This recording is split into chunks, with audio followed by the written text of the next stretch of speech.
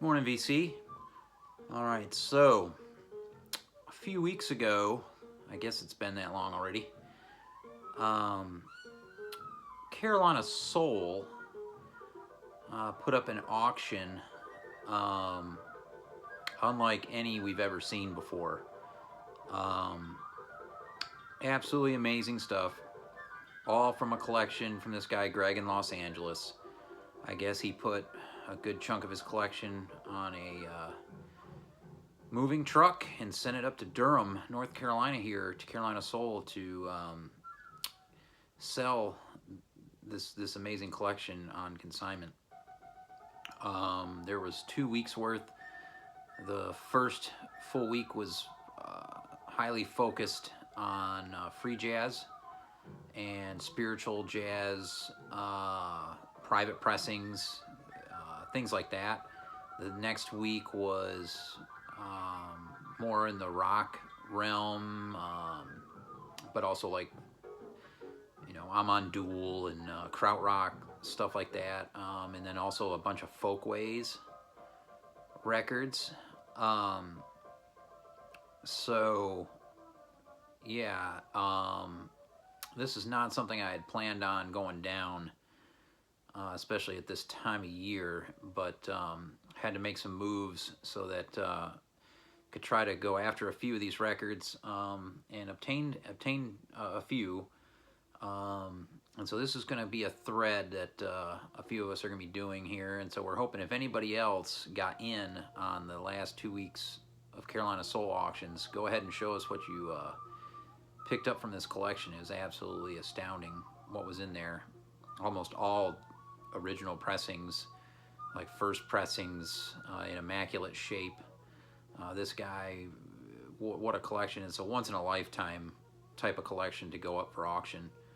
The grip of Sun Ra's alone was just amazing, and this is the second type auction with the Sun Ra's though that Carolina Soul's had recently. There was another guy in South Carolina that was friends with Sun Ra and had pretty much everything, and it all went up too. So it's been crazy, and I didn't get any of the Sun Ra from that batch from the South Carolina guy. Um, So, yeah, we'll show these records. I think almost all of it, with the exception of maybe one, is free jazz. So if that's not your thing, this is probably not the video for you.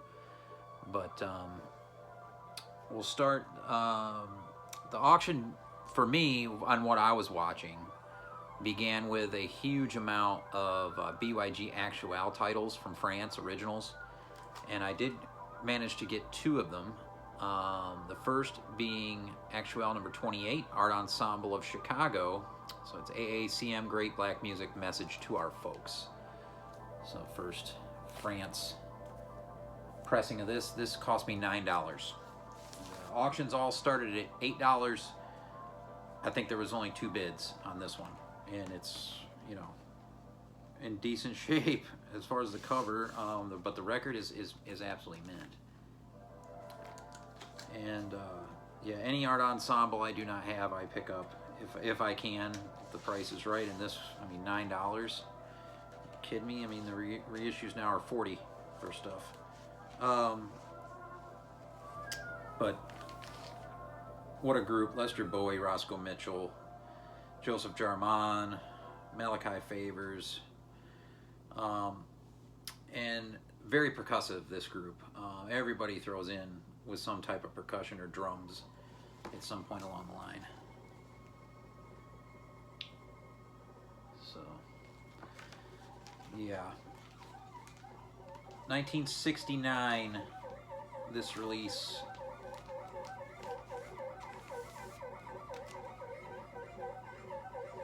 And then the next is Clifford Thornton, Kichawawa.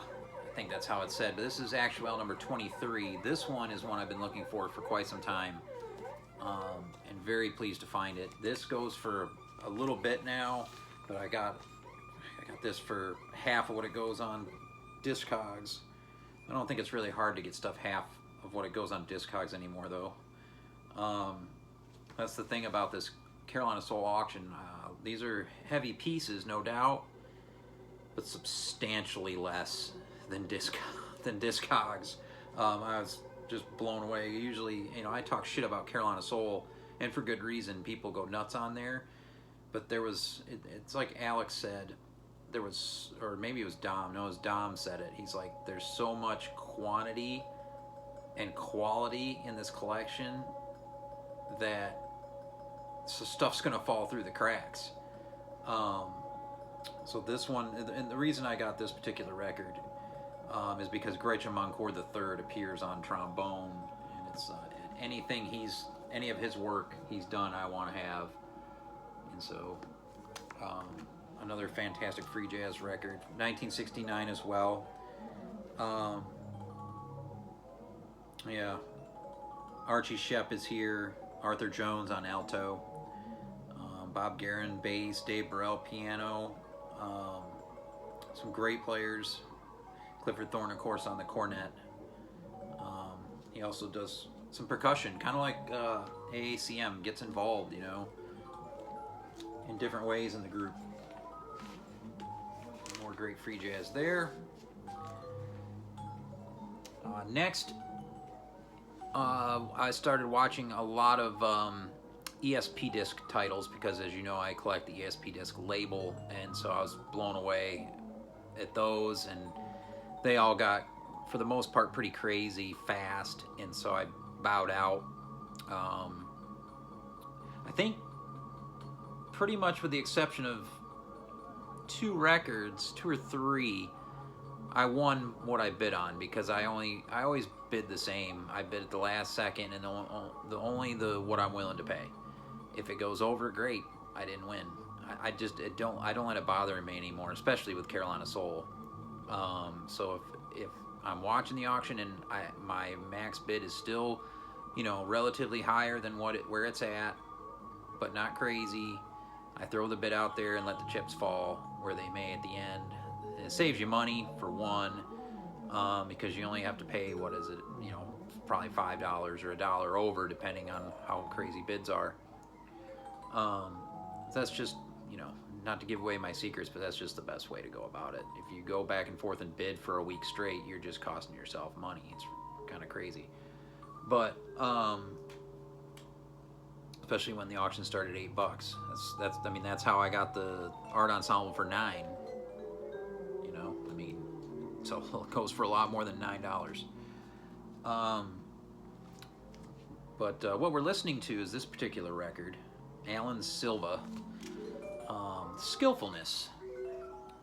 And right now you've got Alan Silva playing violin, you got Carl Berger on vibes, Mike Efron's here on piano and organ, Becky Friend flutes, Lawrence Cook on rattles and cymbals and percussion. On the B-side you do have Dave Burrell on piano, and he gets crazy on this. This is a very different record from pretty much anything else I have. I absolutely adore this record. There are 2 different covers of this being, I think, the first. And this, also from 1969, we're still in that same year. This is a really unique record for that year as far as I'm concerned. I don't like that term ahead of its time, because it was of the time. That's what they were doing in 1969 right here. Fantastic album. I'm usually not big on violin in my jazz, but Alan Silva is just fantastic. 2 side-long tracks, Skillfulness on the A and Celestial on the B. There's crazy vocals on this. Yeah. Really sticks out in the ESP disc catalog for me. I'm happy to get it. And it was half the price of, he had both copies. He had the one with the alternate cover, and that one went for double this. And this is the first, I think. So I couldn't figure out what was going on with that, but I'll take it.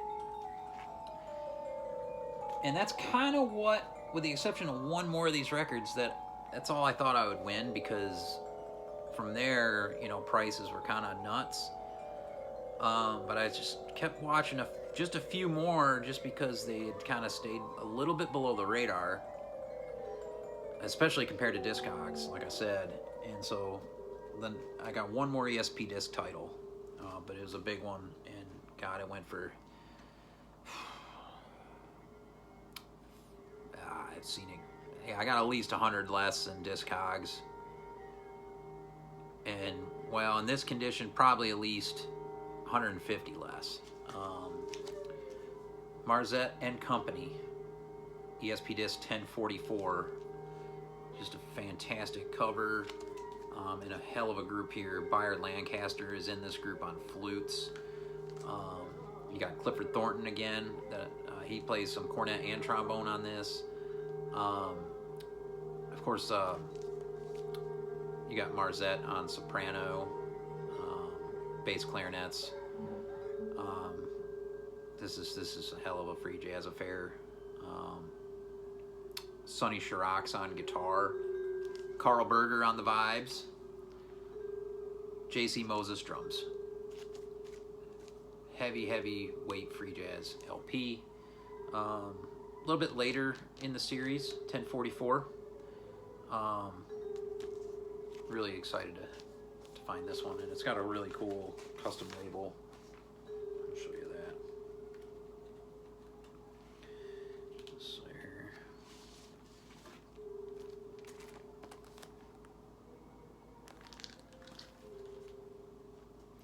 This one being 1968, so stepping back just a year from these others.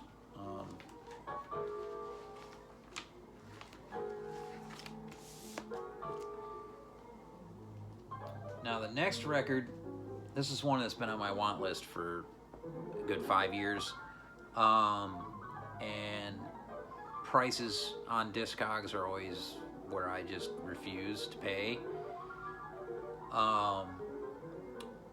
And again, this was one that it wasn't cheap, but it was, again, kind of flying under the radar just a bit, and so I threw a bid with 1 second left, and I got it $50 less than the cheapest copy on Discogs.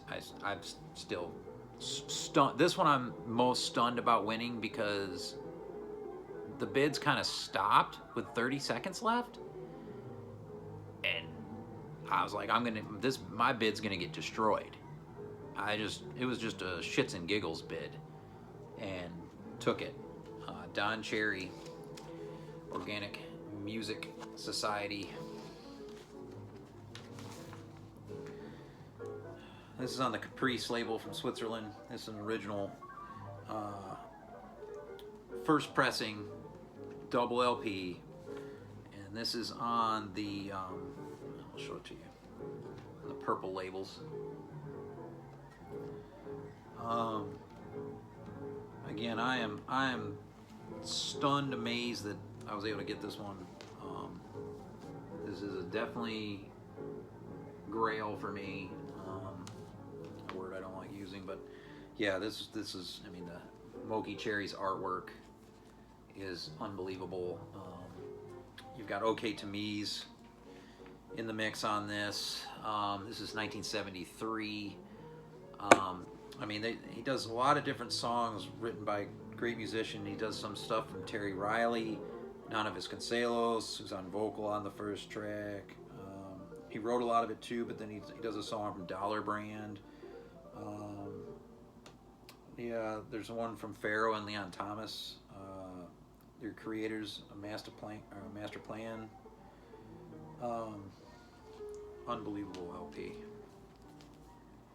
Don Cherry. Again, one I've been looking for quite a long time. Next, this was a super cheap record. This was under 20 for sure. Dollar Brand, African Space Program, but it's a German original on Enya from 1974. Been looking for this one also for about the same amount of time.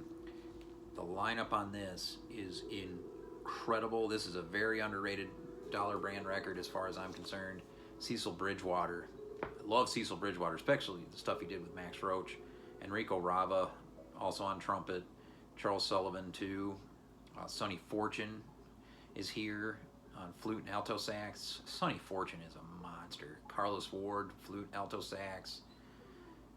You got Hamiet Blewett on bass. Cecil McBee bass and Roy Brooks percussion. I mean, and you got a side long piece on the B side.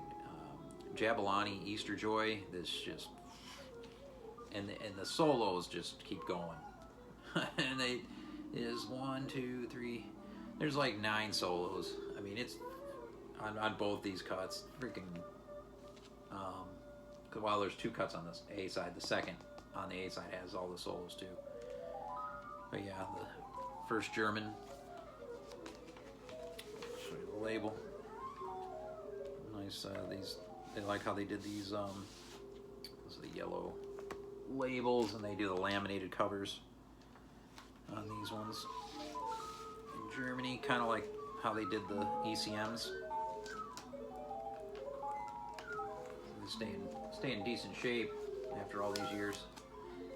African Space Program, Dollar Brand, great South African pianist.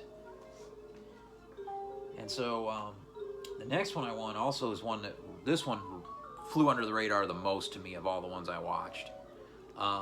This is rarer than hen's teeth. I don't think I've seen any show up on Discogs when I've looked. I'm sure there has been, but I never see one even available for sale.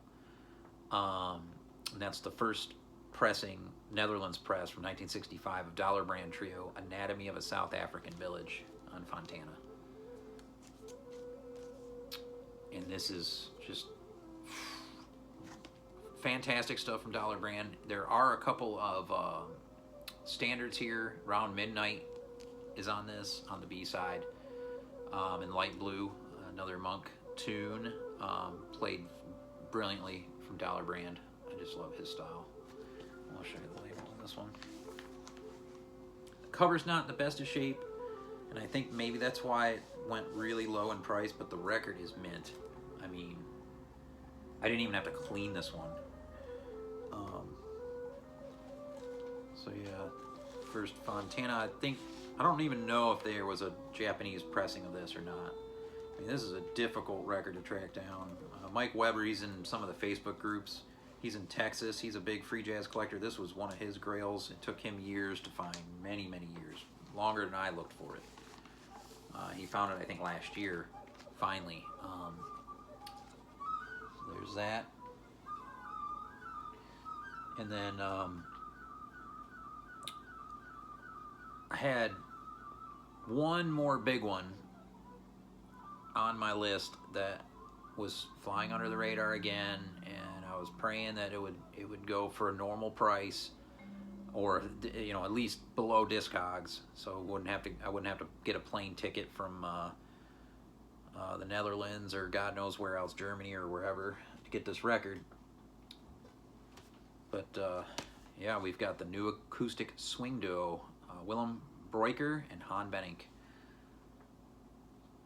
First pressing, the original cover. And it does have a price sticker from Atomic Records in Los Angeles for $29.99.